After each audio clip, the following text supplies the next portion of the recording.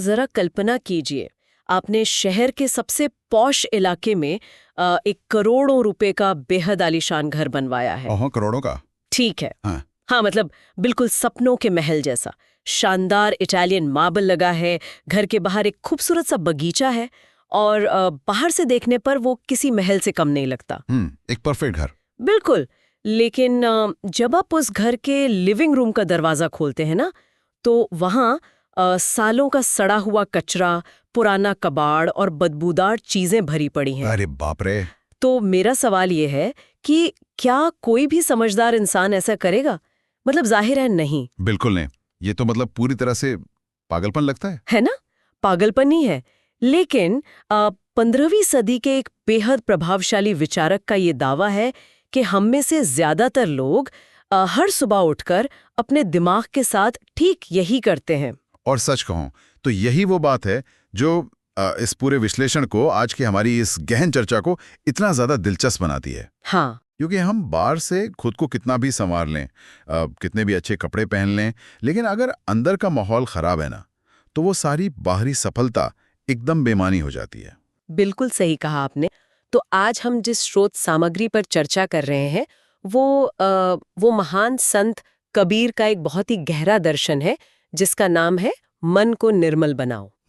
मन को निर्मल बनाओ। हाँ, लेकिन एक बात मैं शुरुआत में ही साफ कर दूं कि हम इसे किसी धार्मिक उपदेश की तरह बिल्कुल नहीं देखने वाले हैं। बिल्कुल नहीं, ये कोई सत्संग नहीं है। हाँ, इसके बजाय हम इस सदियों पुराने दर्शन को ना पूरी तरह से डिकोड करेंगे और ये समझेंगे कि कैसे ये आज के 2026 के इस सुपर फास्ट और अत्यधिक तनाव भरे दौर में हमारे लिए एक बेहतरीन और पूरी तरह से काम करने वाला मनोवैज्ञानिक टूल किट बन सकता है। और ये बहुत ज़रूरी भी है, क्योंकि अगर आप अभी ऑफिस जाते हुए या अपने किसी काम के बीच हमारी इस डीप डाइव को सुन रहे हैं, तो आपने भी शायद ये महसूस किया होगा। क्या महसूस किया होगा? ये कि आज हमारे पास पहले से कहीं ज़्यादा सुख सुविधाएं हैं। मतलब हर चीज़ बस उंगलियों पर मौजूद है ना? हाँ, एक क्लिक पर सब कुछ हाजिर है। बिल्कुल। लेकिन इसके बावजूद अंदर से एक अजीब सी खालीपन और एक मानसिक थकान हमेशा बनी रहती है। बहुत सही पॉइंट है। तो चलिए इस निर्मल मन या कह लें कि प्योर माइंड के इस कॉन्सेप्ट को ना थोड़ा और गहराई से समझते हैं। हाँ, चलिए। क्योंकि जब हम निर्मल मन की बात करते हैं ना, तो अक्सर हमारे दिमाग में एक ऐसे इंसान की छवि आती है जो शायद किसी हिमालय की चोटी पर बैठा है। हाँ, वो टिपिकल साधु वाली इमेज। वही जिसे कभी गुस्सा नहीं आता, जो कभी चिड़चिड़ा नहीं होता या जिससे दुनियादारी से कोई मतलब ही नहीं है। लेकिन क्या ये असल जिंदगी में मुमकिन है? क्योंकि हमारी जो स्रोत सामग्री है वो बहुत साफ तौर पर कहती है कि एक शुद्ध मन का मतलब ये बिल्कुल नहीं है कि उसमें कभी नकारात्मक विचार ना आए। और ये एक बहुत बड़ी गलतफहमी है जिसे स्रोत सामग्री तुरंत पहली लाइन में दूर कर देती है। अच्छा। हाँ, क्योंकि कबीर का ये दर्शन कोई मतलब ख्याली पुलाव नहीं है, ये अत्यधिक व्यवहारिक है, बहुत प्रैक्टिकल है। वे ये बिल्कुल नहीं कह रहे हैं कि आपको मनुष्य होने की जो अपनी मूल प्रकृति है वही खत्म कर देनी है। इंसान होने के नाते आपके अंदर डर, क्रोध, दुख या ईर्ष्या जैसी भावनाएं पैदा होंगी। मतलब ये तो नॉर्मल है ना? बिल्कुल नॉर्मल है। ये हमारे बायोलॉजिकल और एवोल्यूशनरी सिस्टम का एक बहुत अहम हिस्सा है। अगर डर नहीं होगा तो हम सरवाइव कैसे करेंगे? सही बात है। तो वास्तविक निर्मलता इन भावनाओं को जबरदस्ती दबाने या मन से पूरी तरह मिटाने में नहीं है। असली निर्मलता इस बात में है कि हम इन भावनाओं को समय रहते पहचान लें। ओहो, मतलब अवेयरनेस। एकदम सही, अवेयरनेस। हम उन्हें पहचान लें और उन्हें अपने जीवन के स्टीयरिंग व्हील पर कब्जा न करने दें, मतलब उन्हें अपना मास्टर ना बनने दें। वाह, ये एक बहुत ही व्यवहारिक नजरिया है। हाँ। मतलब विचार तो आएंगे ही, लेकिन वे हमारे दिमाग में कितनी देर रुकेंगे ये हम खुद तय करेंगे। बिल्कुल, कंट्रोल हमारे हाथ में होना चाहिए। अगर मैं इसे आज के संदर्भ में देखूं तो ये बिल्कुल हमारे स्मार्टफोन की तरह है। स्मार्टफोन? वो कैसे? मतलब देखिए, आप चाहे अपने फ़ोन की जितनी भी सेटिंग्स बदल लें, स्पैम मैसेज या कुछ अनचाहे नेगेटिव नोटिफिकेशंस तो फ़ोन पर आएंगे ही। हाँ, वो तो है ही, कंपनियां भेजती हैं। है ना? आप उन्हें आने से पूरी तरह नहीं रोक सकते, लेकिन ये पूरी तरह से आपकी चॉइस है कि आप उस नोटिफिकेशन पर क्लिक करें उसे खोलकर पढ़ें, उसे अपने दिमाग में सेव कर लें, या फिर बिना अपनी ऊर्जा बर्बाद किए उसे तुरंत स्वाइप करके डिलीट कर दें। बिल्कुल, तुरंत स्वाइप लेफ्ट। हाँ, ये तुलना एकदम सटीक है।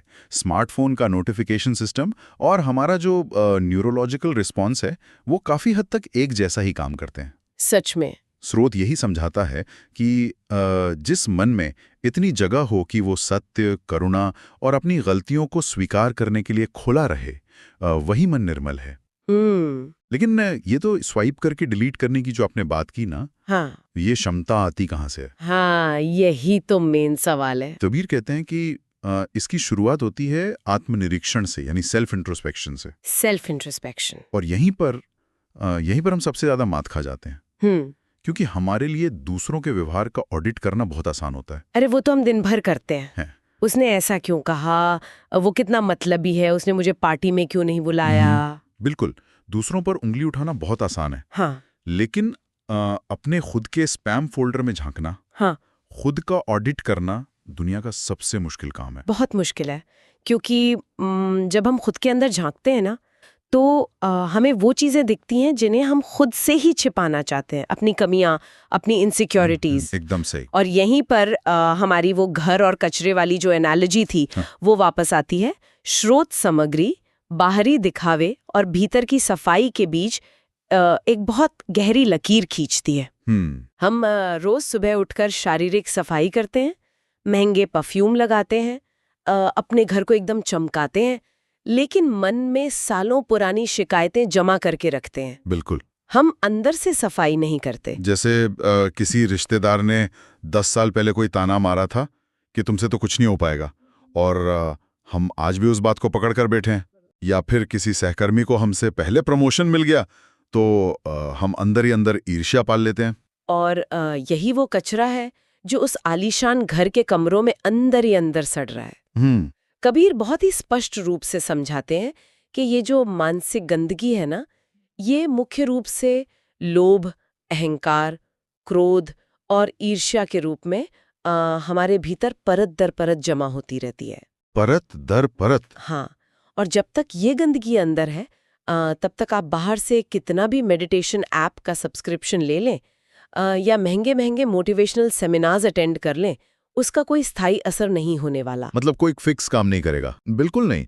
और ये समझना बहुत जरूरी है कि बाहरी रूप से बेहद सफल दिखने वाले लोग, जिनके पास पैसा, शोहरत और रुतबा सब कुछ है, वो भी अक्सर गहरे अकेलेपन या डिप्रेशन का शिकार क्यों हो जाते हैं? क्योंकि उनका अंदर का घर साफ नहीं है। एकदम सही। उनके अंदर कचरा जमा है। ये बात सच में सोचने पर मजबूर करती है कि अगर आंतरिक सफाई नहीं है तो हमारी सारी बाहरी सफलता बस एक बहुत बड़ा धोखा साबित हो सकती है। बिल्कुल धोखा ही है। तो अगर हम उन चीज़ों को डिकोड करें जो इस आंतरिक शांति को भंग करती हैं, तो स्रोत हमें मन के 4 प्रमुख शत्रुओं के बारे में बताता है। हाँ, 4 बहुत ही खतरनाक शत्रु। इसमें सबसे पहला जिक्र अहंकार यानी ईगो का है, और स्रोत के अनुसार ये सिर्फ एक रवैया नहीं है, बल्कि ये एक ऐसी दीवार है जो हम खुद अपने और दुनिया के बीच खड़ी कर लेते हैं। सही कहा। और बहुत दिलचस्प बात यह है कि ये अहंकार अक्सर हमारी उपलब्धियों से ही जन्म लेता है। मतलब हमारी सक्सेस से ही। हाँ, ये धन, पद या यहाँ तक कि हमारे ज्ञान से भी उत्पन्न हो सकता है। अरे हाँ, इंटेलेक्चुअल ईगो। बिल्कुल, इंटेलेक्चुअल ईगो सबसे खतरनाक होता है। जब किसी व्यक्ति के भीतर ये भावना जड़ जमा लेती है कि मैं सबसे श्रेष्ठ हूँ, मेरा तरीका ही सबसे सही है और मुझे किसी से कुछ नया सीखने की जरूरत नहीं है, मैं तो सब जानता हूँ वाला एटीट्यूड। हाँ, वही। तो वहां से उसका बौद्धिक और आध्यात्मिक पतन शुरू हो जाता है, उसकी ग्रोथ वहीं रुक जाती है। वाओ। और इसके समाधान के रूप में स्रोत में एक बहुत ही खूबसूरत प्राकृतिक उदाहरण दिया गया है। क्या उदाहरण है? जैसे फलों से लदा हुआ पेड़, जब उस पर बहुत सारे फल आ जाते हैं तो वो हमेशा नीचे की तरफ झुक जाता है। हाँ। वैसे ही सच्चा ज्ञान इंसान को विनम्र बनाता है। अहंकार आपको एक आइलैंड बना देता है, लोगों से पूरी तरह काट देता है, जबकि विनम्रता आपको लोगों से जोड़ती है। क्या बात है, बहुत ही खूबसूरत बात कही आपने। लेकिन अगर कोई व्यक्ति इस अहंकार को किसी तरह काबू में कर भी ले, तो सफलता का एक और बाय प्रोडक्ट है जो धीरे से हमारे दिमाग में घर कर जाता है। और वो क्या है? वो है हमेशा कुछ और पाने की खुजली। मतलब जिसे स्रोत लोभ या लालच कहता है। हाँ, लोभ, ये तो बहुत बड़ी बीमारी है। बिल्कुल। स्रोत में बताया गया है कि ये अतृप्त इच्छाएं ही आज के समय में चिंता और स्ट्रेस का सबसे बड़ा कारण है। लेकिन यहाँ मुझे थोड़ा संदेह है और मैं इसे ना एक अलग नजरिए से देखना चाहती हूँ। हाँ, बताइए। आज की इस भयंकर कॉम्पिटिटिव दुनिया में, मतलब जहाँ हर कोई दौड़ रहा है, क्या एक हद तक असंतोष होना जरूरी नहीं है? मैं समझ रहा हूँ आप क्या कह रही हैं। मतलब अगर हम जो मिला है उसी में पूरी तरह संतुष्ट होकर बैठ गए तो हम आगे कैसे बढ़ेंगे? नया इनोवेशन कैसे होगा?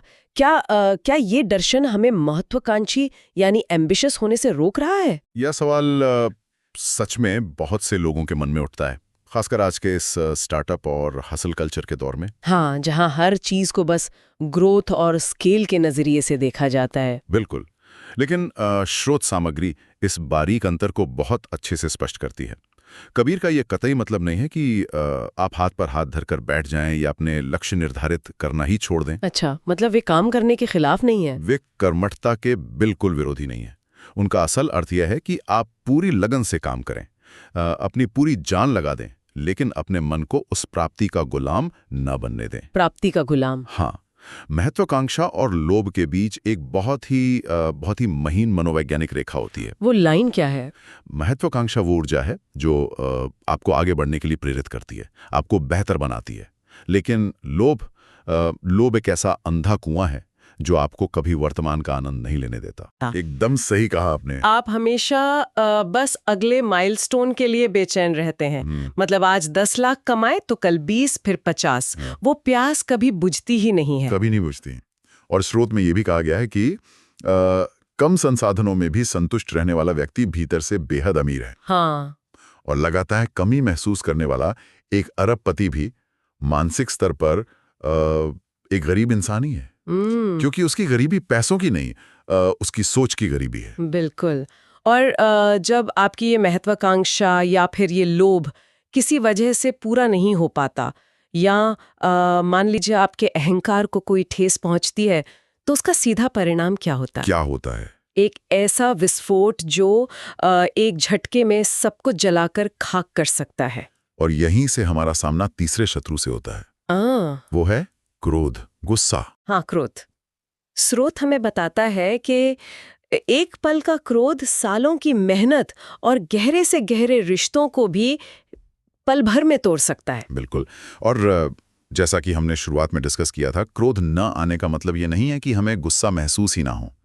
जब हमारे साथ कुछ गलत होता है या कोई हमारे साथ अन्याय करता है तो गुस्सा आना एक बहुत ही नेचुरल इंस्टिंक्ट है। वो तो इंसान होने की निशानी है। लेकिन स्रोत एक बहुत ही पावरफुल टूल की बात करता है और वो है रिएक्शन में देरी करना। रिएक्शन में देरी, ये तो सुनने में ही बहुत मुश्किल लग रहा है। यही तो सबसे बड़ी चुनौती है।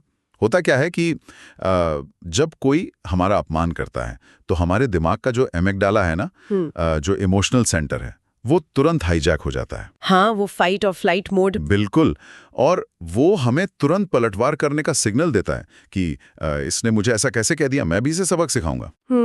लेकिन स्रोत के अनुसार उस अपमान के क्षण में बस कुछ पलों का मौन धारण कर लेना सबसे बड़ी साधना है। बस कुछ पल चुप रह जाना। हाँ। हम अक्सर ये मान बैठते हैं कि किसी को तुरंत मुंह तोड़ जवाब देना हमारी ताकत है, कि हम कमजोर नहीं हैं। हाँ। लेकिन असल में सच्ची ताकत दूसरों को शब्दों से हराने में नहीं है, बल्कि उस क्षणिक आवेग को, उस उठते हुए तूफान को अपने भीतर जज्ब कर लेने में है। अपने क्रोध पर विजय पाना किसी भी बाहरी जीत से कहीं ज्यादा बड़ा है। वाह। और जब बात दूसरों की आती है ना, तो एक और भावना है जो शायद क्रोध से भी ज्यादा हमें अंदर से खोखला करती है। अच्छा, वो कौन सी भावना है? क्योंकि वो छिपकर काम करती है, और वो है दूसरों की सफलता को देखकर दुखी होना, यानी ईर्ष्या या जेलसी। ईर्ष्या, ये तो बहुत ही आम है आजकल। मुझे इसका एक बहुत ही सीधा और आम जिंदगी का उदाहरण याद आ रहा है। बताइए। मान लीजिए आपके पड़ोस में रहने वाले किसी शख्स ने एक नई चमचमाती हुई महंगी गाड़ी खरीद ली या एक बड़ा सा घर बना लिया। होता है ऐसा? अब सच बताइए, क्या उस गाड़ी के आने से आपके घर का राशन कम हो गया? नहीं, बिल्कुल नहीं। या क्या आपके बैंक से पैसे कट गए उसके लिए? नहीं। नहीं। लेकिन फिर भी उस नई गाड़ी को देखकर ना हमारा मन अंदर ही अंदर जलने लगता है। हम बिना किसी वास्तविक नुकसान के खुद को दुखी कर रहे हैं। ये मानवीय मनोविज्ञान का एक बहुत ही अजीब लेकिन एकदम सच हिस्सा है। ईर्ष्या में हम दूसरे का कुछ बिगड़ने से पहले अपने खुद के मानसिक स्वास्थ्य का बहुत गहरा नुकसान कर बैठते हैं। हम अपना ही खून जला रहे होते हैं। बिल्कुल। हम अपनी ऊर्जा एक ऐसी चीज पर खर्च कर रहे हैं जिस पर हमारा कोई कंट्रोल ही नहीं है। स्रोत हमें याद दिलाता है कि हर व्यक्ति की जीवन यात्रा, उसका संघर्ष और उसकी जो टाइमलाइन है वो बिल्कुल अलग होती है। सबका अपना सफर है। निर्मल मन वो नहीं है जो दूसरों से अपनी तुलना करे। इसके बजाय ये वो अवस्था है जहां आप अपनी खुद की यात्रा पर फोकस करते हैं, अपने रास्ते पे ध्यान देते हैं। हाँ। और उससे भी आगे बढ़कर अगर आप किसी और की सफलता में भी थोड़ी सी खुशी ढूंढ सके ना, तो आप सच में स्वतंत्र हो जाते हैं। वाह! क्योंकि तब आप ये समझ जाते हैं कि किसी और की जीत आपकी हार नहीं है। दुनिया में सबके लिए पर्याप्त अवसर हैं। ये बहुत ही डीप बात है कि किसी की जीत हमारी हार नहीं है। तो अगर हम इन 4 शत्रुओं मतलब अहंकार, लोभ, क्रोध और ईर्ष्या के चक्रव्यूह में फंसे हुए हैं, या फिर अगर अतीत में लोगों ने हमारे साथ कुछ बुरा व्यवहार किया है जिसने हमारे अंदर बहुत कड़वाहट भर दी है, तो हम इस चक्र से बाहर कैसे निकलें? ये बहुत अहम सवाल है। यहीं पर स्रोत सामग्री एक बहुत ही गहरे समाधान की ओर इशारा करती है, और वो है क्षमा की शक्ति, यानी पावर ऑफ फॉरगिवनेस। क्षमा की शक्ति। और इसमें एक बहुत ही प्रभावशाली बात कही गई है कि जीवन का सबसे भारी बोझ वो नहीं है जिसे हम अपनी पीठ पर उठाते हैं, बल्कि वो पुरानी यादों, शिकायतों और कड़वाहट का बोझ है जिसे हम अपने दिमाग में सालों ढोते रहते हैं। इस बात पर मुझे एक चीज कहनी है। क्षमा को लेकर ना हमारे समाज में एक बहुत बड़ी गलतफहमी है जिसे आज दूर करना बहुत जरूरी है। कैसी गलतफहमी? अक्सर हम सोचते हैं कि किसी को माफ करने का मतलब ये मान लेना है कि उसने हमारे साथ जो किया वो सही था, या फिर उस व्यक्ति को उसके किए की सजा से बचाना है। हाँ, हम सोचते हैं कि अगर माफ कर दिया तो वो तो जीत गया। बिल्कुल। लेकिन स्रोत इसे मनोवैज्ञानिक नजरिए से पूरी तरह पलट देता है। क्षमा का वास्तविक अर्थ किसी और पर एहसान करना नहीं है। अच्छा। इसका असली अर्थ है स्वयं को उस कड़वाहट के जहर से मुक्त करना, मतलब खुद को आजाद करना। हाँ। जब आप किसी पुरानी बात को पकड़कर बैठे रहते हैं ना, तो आप असल में उस व्यक्ति को अपने दिमाग में बिना किराया दिए रहने की जगह दे रहे होते हैं। हाँ, फ्री में रेंट पर रखा हुआ है। बिल्कुल, रेंट फ्री। तो क्षमा उस किराएदार को अपने दिमाग से बेदखल करने की प्रक्रिया है। लिबरेटिंग है। हम अक्सर इस भ्रम में जीते हैं कि हम दुनिया को, अपने परिवार को या समाज को ना अपने हिसाब से चला सकते हैं, जो कि नामुमकिन है। और जब वे हमारे हिसाब से नहीं चलते तो हम बस शिकायत करते हैं और दुखी होते हैं। जबकि सच्चाई ये है कि हमारा बाहरी दुनिया पर कोई नियंत्रण है ही नहीं। स्रोत का पूरा जोर इस बात पर है कि आप केवल अपनी प्रतिक्रियाओं, अपने विचारों और अपने कर्मों को नियंत्रित कर सकते हैं। दूसरों को सुधारने का जो प्रोजेक्ट हमने ले रखा है वो पूरी तरह से ऊर्जा की बर्बादी है। बिल्कुल 100% बर्बादी है। इसके बजाय स्रोत 4 ऐसे आत्मनिरीक्षण के प्रश्न सामने रखता है जो अगर हम ईमानदारी से खुद से पूछें तो किसी का भी जीवन बदल सकते हैं। वो 4 सवाल क्या हैं? मुझे लगता है हमारे श्रोताओं को ये जरूर नोट करने चाहिए। बिल्कुल। ये प्रश्न है, पहला, आज मैंने क्या अच्छा काम किया? पहला, आज मैंने क्या अच्छा काम किया। दूसरा, क्या मैंने जाने अनजाने में किसी को दुख पहुंचाया? ठीक है।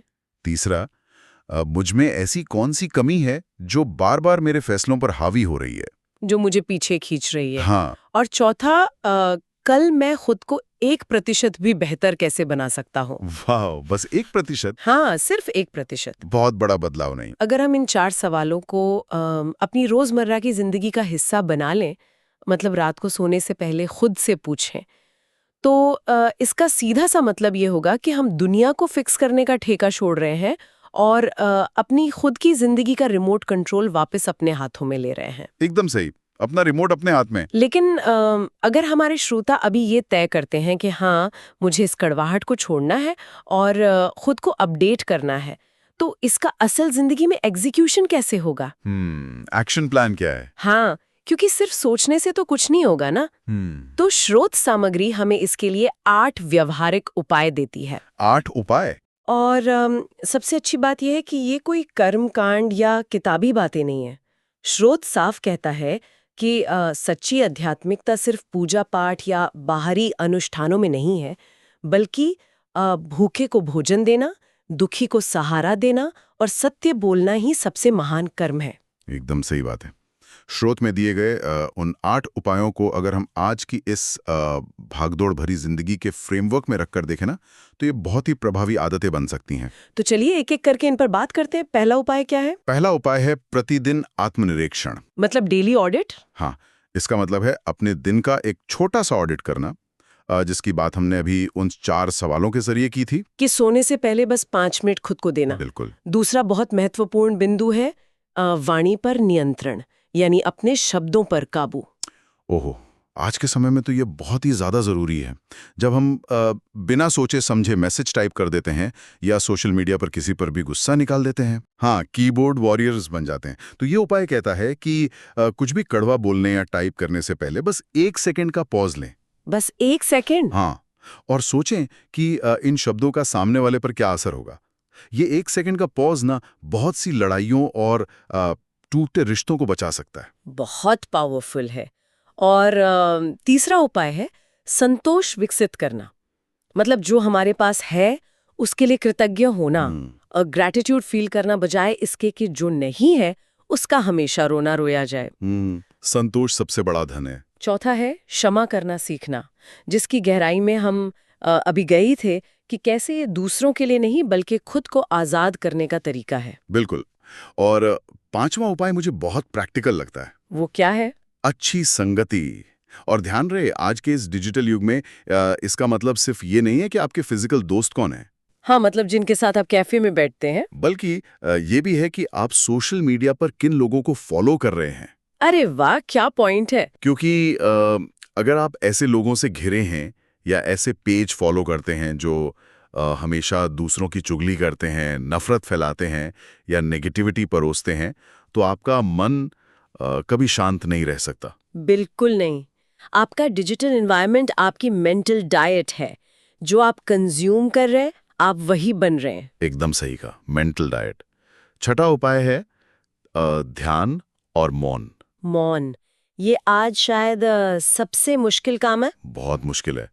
दिन भर में बस 10-15 मिनट बिना किसी स्क्रीन के, बिना फोन के, बिना किसी पॉडकास्ट या म्यूजिक के अपने खुद के विचारों के साथ एकदम शांत बैठना। मुझे लगता है शुरुआत में ये बहुत बेचैन करने वाला लगता है। मतलब ऐसा लगता है कि कुछ मिस हो रहा है। हाँ, फोमो होता है। लेकिन यही वो समय है जब दिमाग का असली मेंटल डिटॉक्स होता है। वाओ।